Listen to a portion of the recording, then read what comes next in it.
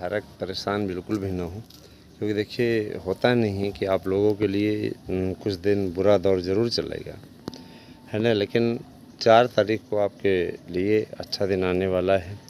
और इस समय बीएड डिग्री धारक आप विरोधियों के गले की हड्डी बन गए हैं, है ना। वो बाहर कराने के लिए रास्ता तो चुने, लेकिन इतना शॉर्टकट रास्ता वो भी नहीं जानते थे कि उनका ये हश्र होने वाला। आज के समय में बीएड इतना ज़्यादा ज़रूरी हो गया है कि उसे सम्मिलित करने के लिए केंद्र सरकार, राज्य सरकार, एनसीटी सभी बीच का रास्ता लगाने में जुट गए हैं।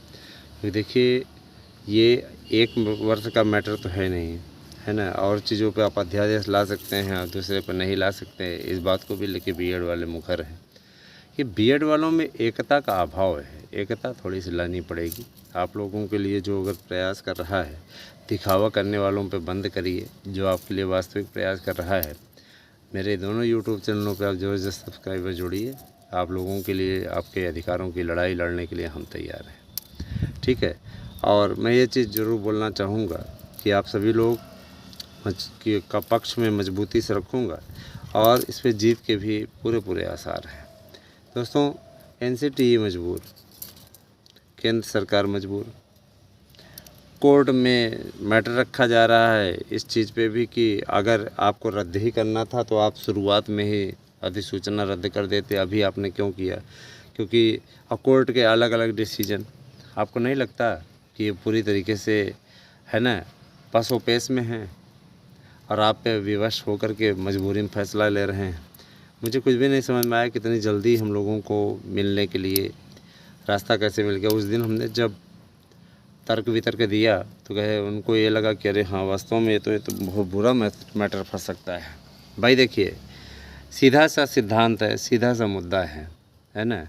इस पे इंसाफ हो, क्योंकि बीएड डिग्री धारकों ने भी पाई जोड़ करके किया है कोर्स। और दूसरी चीज़ ये कि नई शिक्षा नीति का वही लाइन नई शिक्षा नीति की कि बीएड कोर्स ही शामिल होगा प्राथमिक शिक्षक भर्ती में। बीटीसी कोर्स समाप्त होगा। आपने पढ़ा भी रहा होगा, एक बार पेपर में दिया भी था, तो मामला यहीं पर क्लियर हो जाता है। बीटीसी वाले समाप्त हैं, बीटीसी का कोर्स ही समाप्त हो रहा है। बीटीसी वाले प्राइमरी में एंट्री ही नहीं कर पाएंगे। जब अस्तित्व ही नहीं रहेगा, कहाँ से एंट्री कर पाएंगे? 2030 तक बीटीसी के कोर्स डिग्री मान्य रहेगी, उसके पश्चात बीटीसी की डिग्री ही मान्य, जो पूर्व में पास रहेंगे 2030 तक उनकी डिग्री मान्य रहेगी। उसके पश्चात फिर बीटीसी का अस्तित्व समाप्त हो जाएगा, है ना। फिर 2030 के बाद पूर्ण रूप से बीटीसी का अस्तित्व समाप्त हो जाएगा। अभी तो नाम लेवा रहेंगे, जैसे कांग्रेस पार्टी का कहीं कहीं नाम लेवा है ना। अब उसी प्रकार से इनकी स्थिति है। तो मैं दोस्तों कहना चाहता हूँ, आप ज़्यादा से ज़्यादा संख्या में जुड़िए।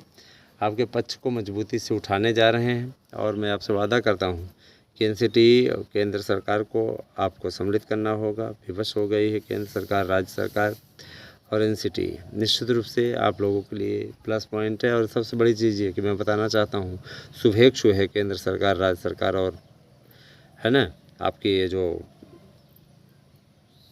एनसीटी है। एनसीटी ने हमेशा गुणवत्तापरक शिक्षा की बात की है और उसमें उनका ये सीधा सा कहना है, गुणवत्तापरक शिक्षा में उनका सीधा सा कहना है कि बीएड वाले सबसे मुफीद हैं।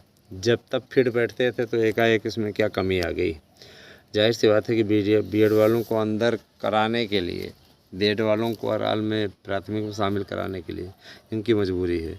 और दूसरी चीज़, एक मुद्दा उठाया जाएगा मृतक आश्रित से रिलेटेड, है ना, अलग अलग रूल क्यों?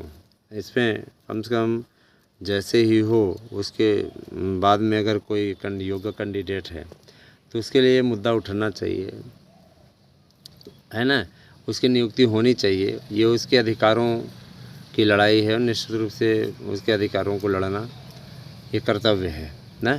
तो मैं दोस्तों ये कहना चाहूँगा कि आप सभी लोग ज़्यादा से ज़्यादा संख्या हमारे साथ जुड़िए और अपना स्नेह इसी प्रकार से बनाए रखें। आपकी लड़ाई लड़ने के लिए हमारा यूट्यूब चैनल हमेशा तत्पर है, हमेशा तैयार है। आपके साथ कोई भी आप भेदभाव नहीं होने दिया जाएगा, आपका अहित नहीं होने दिया जाएगा। आपकी लड़ाई, आपका ये भाई सदैव लड़ता रहेगा। साथ ही साथ मैं ये चाहूँगा कि आप लोग ज़्यादा से ज़्यादा संख्या में जुड़िए भी। दोस्तों देखिए, मैटर उठाने का यही तरीका ही होता है कि मामला आप सही ढंग से, तर्क पर पूर्ण ढंग से रखिए जा कर के अपने विचारों को, है ना।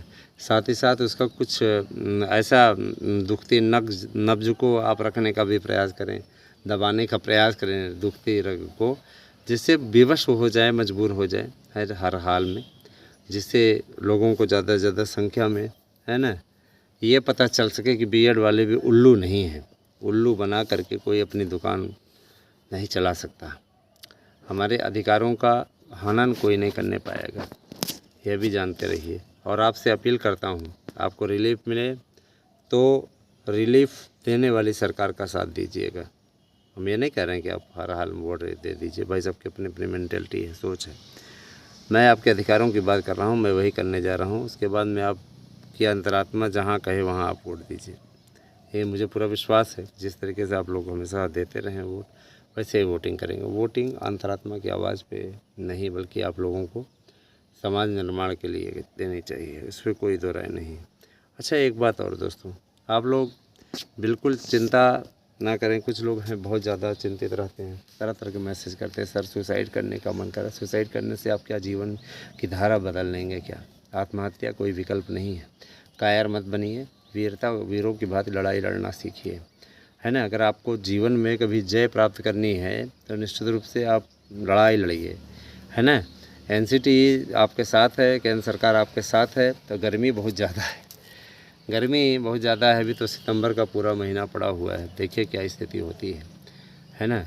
अभी जैसे वही रहता है इधर क्षेत्र में, आज रक्षाबंधन है, फिर भी कुछ कतिपय शरारती तो लाइट काट करके, अनिवार्य रूप से लाइट है, इसके बाद भी